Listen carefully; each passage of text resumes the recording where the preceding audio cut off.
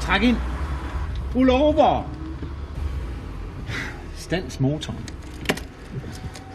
Hvad står der? Slip mig ud. Giv bussen en chance, tak. Nej. Hvad står der på side 16 i den teoribog, jeg selv har skrevet? Busserne er bremseklodser for den frie fremdrift. Du forpastede din chance for at komme frem i trafikken. Du overlod frivillig føring til en modbilist. Og til og med til en bus. Nå, jamen, der er jo noget, der hedder flertal, ikke? Man bøjer sig vel for flertallet, ikke? Der sidder jo trods alt 65 mennesker i den busser.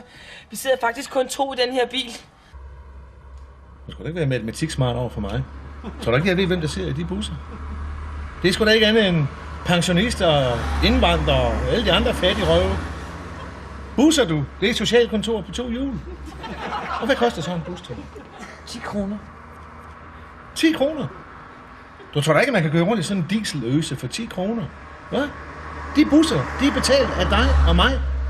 Og der ser de så alle socialnæsserne, du. Højt på strå og troner og kører bus. Ja, og de sidder godt, du. De sidder på et statsstøttesæde til 1200 kroner. Hele bundet, du. Jeg kan fandme da godt forstå, at de gerne vil køre bus. Så kan vi andre jo få lov til at betale vægtafgifter, punktafgifter, moms. Og dem lader du komme foran. Så når de jo fandme da først ned i turbokøb.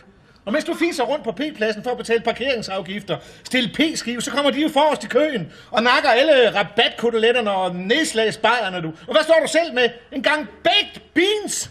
Det er sgu da ikke føde for et voksen menneske. Det er fandme ikke til at holde ud til. Tag lige mundaflægsning på den her. Busserne ud af byen. Bosses! Boss off!